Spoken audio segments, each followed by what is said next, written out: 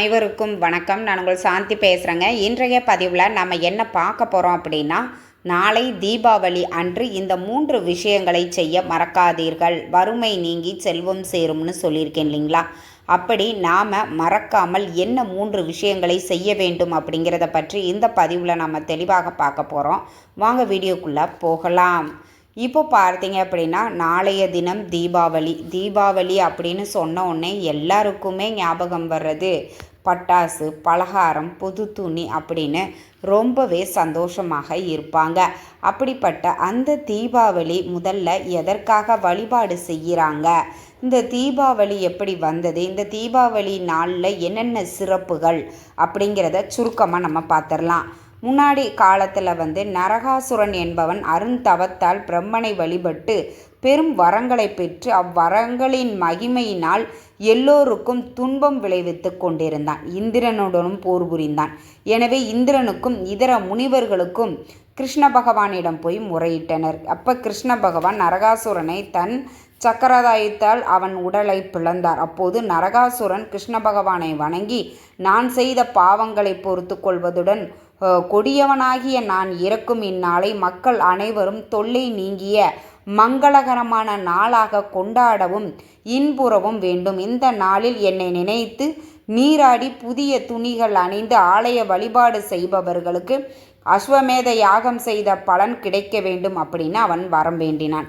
பகவானும் அவ்வாறே அவருக்கு அருளினார். அத்தினமே தீபாவளியாக நாம் கொண்டாடப்படுகிறோம். நரகாசுரனுக்கு மோட்சம் கொடுத்த காரணத்தால் தீபாவளி பண்டிகை அன்று நரக சதுர்த்தி அப்படின்னு கூறுவாங்க.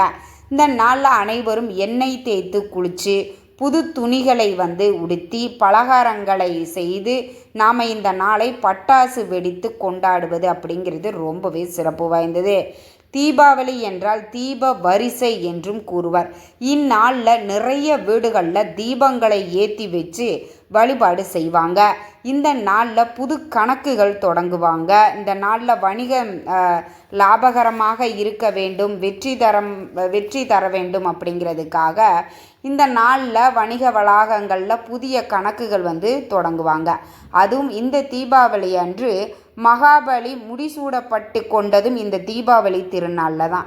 பண்டைய காலத்தில் மன்னர்கள் இக்காரணம் தீபாவளி நாளில் மகாபலியையும் வணங்கி வந்தனர்.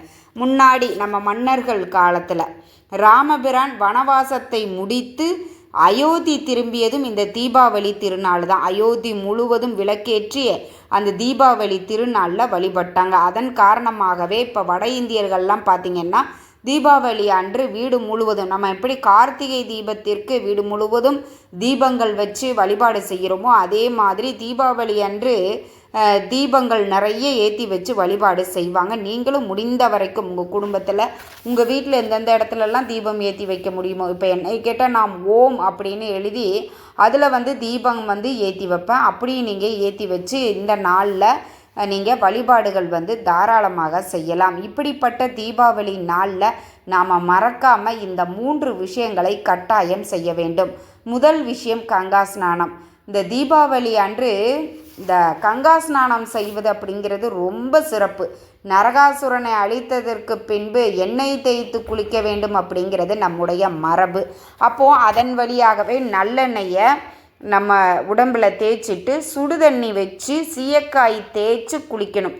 அன்றைய தினம் சுடுதண்ணியில் கங்காதேவி அருள்வாள். அப்படிங்கிறதுனால சுடுதண்ணீர் வச்சு குளிக்கணும், பச்சை தண்ணீரில் குளிக்கக்கூடாது அப்படின்னு நம்மளுடைய முன்னோர்கள் சொல்லுவாங்க. அப்படி இந்த சுடுதண்ணீரில் நல்லெண்ணெய் தேய்ச்சி குளித்து முடிச்சுட்டு புது துணிகள் நீங்கள் வாங்கி, ஒரு சிலர் குடும்பத்தில் புது துணி அப்படியே அணிஞ்சிக்குவாங்க. ஒரு சிலர் என்ன பண்ணுவாங்க அப்படின்னா, பூஜை அறையில் நீங்கள் அன்றைய தினம் தீபாவளி அப்படிங்கிறதுனால நிறைய தீபங்கள் நம்ம ஏற்றணும்.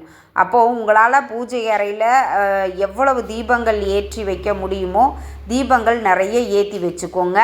அப்படி ஏற்றி வச்சுட்டு ஒரு வாழை இலை போட்டுக்கோங்க. அதில் நீங்கள் என்னென்ன பலகாரங்கள் செஞ்சீங்களோ அது, பழம், வெத்தலை பாக்கு, பட்டாசு, புது துணிகள் நீங்கள் வச்சு, ஒரு சிலர் புது துணிகளையும் வச்சு பூஜையெல்லாம் முடித்த பிறகு பெரியவங்க அந்த புது துணி மேலே காசு வச்சு அதை வந்து அவங்க குடும்பத்தில் இருக்கிறவங்க கிட்ட கொடுப்பாங்க. அவங்க வந்து காலில் விழுந்து ஆசீர்வாதம் வாங்கிட்டு அந்த புது துணிகளை பெற்றுக்கொண்டு வருவாங்க. இது அவங்கவுங்களுடைய குடும்ப வழக்கம். எங்களுக்கு புது துணியெல்லாம் போட்டுட்டு தான் நாங்கள் வந்து சாமியே கும்பிடுவோம் அப்படிங்கிறவங்களுக்கு இது பிரச்சனை கிடையாது. புது துணிகளை வைக்காமல் பட்டாசு பலகாரங்கள் எல்லாத்தையும் வச்சுட்டு நிறைய தீபங்கள் ஏற்றி வச்சுட்டு தூப ஆராதனை எல்லாம் காட்டிட்டு உங்களுடைய பூஜையை நீங்கள் நிறைவு செய்து கொண்ட பிறகு பட்டாசு வெடித்து நீங்கள் கொண்டாடலாம். அடுத்தது வந்து பார்த்திங்கன்னா மாலை நேரத்தில் இப்போ கங்கா ஸ்நானம் சொல்லிட்டேன், வீட்டில் என்ன தீபங்கள் ஏற்றி வைக்கணும்னு சொல்லியாச்சு. மாலை நேரத்தில் லட்சுமி குபேர பூஜை செய்வது அப்படிங்கிறது ரொம்ப சிறப்பு வாய்ந்தது. அதனால் வட இந்தியர்கள் சனிக்கிழமை நாளில் லட்சுமி குபேர பூஜை செய்வாங்க. நம்ம வந்து பார்த்திங்கன்னா இந்த தீபாவளி திருநாள் மாலை நேரத்தில் 5:30 மணியில் இருந்து 8 மணி வரைக்கும் இந்த லட்சுமி குபேர பூஜை அப்படிங்கிறது செய்து கொள்ளலாம். இது வந்து குறிப்பிட்ட அந்த குபேர காலம்னு சொல்லக்கூடிய நேரத்தில் செய்யக்கூடியது. அம்மா இந்த நேரத்தில் எங்களால் முடியாது, நாங்கள் லேட்டாக தான் வெளியில் போயிட்டோம், லேட்டாக தான் வருவோம் அப்படிங்கிறவங்க இரவு 11 மணி வரைக்கும் உங்களுக்கு டைம் இருக்குது. அதுக்குள்ளே நீங்கள் இந்த லட்சுமி குபேர பூஜையை வந்து தாராளமாக செய்து கொள்ளலாம். நம்ம வீடுகளில் செல்வ செழிப்பு ஏற்பட வேண்டும், வறுமைகள் நீங்க வேண்டும் அப்படிங்கிறதுக்காக இந்த லட்சுமி குபேர பூஜை கண்டிப்பாக செய்யணுங்க. அதை யாருமே தவற விட்டுறாதீங்க. ரொம்ப ரொம்ப எளிமையாக நாம் செய்யலாம். இந்த லட்சுமி குபேர பூஜை எப்படி செய்ய வேண்டும் அப்படிங்கிறத நான் நிறைய பதிவுகளில் சொல்லிட்டேன். சுருக்கமாக நான் உங்களுக்கு சொல்லிடுறேன். லட்சுமி குபேர பூஜை செய்யணும் அப்படின்னா லட்சுமி குபேரர் படம் நீங்கள் கண்டிப்பாக வாங்கி வைக்கணுங்க.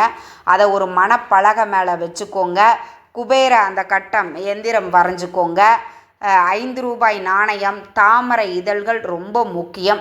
இந்த 5 ரூபாய் நாணயத்தால் 108 தடவை குபேரருக்கு அர்ச்சனை செய்ய வேண்டும். தாமரை பூக்கள் வச்சுக்கணும். அவள் பாயாசம் நைவேத்தியமாக வச்சுக்கோங்க. குபேர தீபம் ஏற்றி வச்சுக்கோங்க.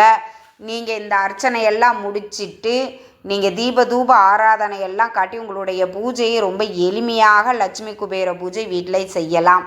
இதில் நிறைய பேருக்கு ஒரு சந்தேகமாக, மாலை நேரத்தில் எங்களால் முடியாது, நாங்கள் அசைவம் எடுத்துருவோம், அப்போது நாங்கள் என்ன பண்ணுறதுன்னா பிரம்ம முகூர்த்த நேரமாக இருக்கக்கூடிய 4 மணியில் இருந்து 6 மணி, அதை விட்டால் 6 to 7, இந்த 7 மணிக்குள்ளாகவே நீங்கள் இந்த லட்சுமி குபேர பூஜையை செய்து விடுங்கள். மாலை நேரம் நீங்கள் ஒரு தீபங்கள் வீட்டில் ஏற்றி வச்சு நீங்கள் வழிபாடுகள் சும்மா சாதாரணமாக செஞ்சுக்கோங்க. இப்படி இந்த திருநாளான தீபாவளி அன்று ரொம்ப ரொம்ப எளிமையாக இந்த 3 விஷயங்களையும் கண்டிப்பாக மறக்காமல் செய்யுங்க. முதல் விஷயம் கங்கா ஸ்நானம் செய்வது. இதில் நிறைய பேர் செய்யக்கூடிய தப்பு, நல்லா தூங்கி எந்திரிச்சு ஒரு 9 மணி 10 மணிக்கு குளிப்பாங்க.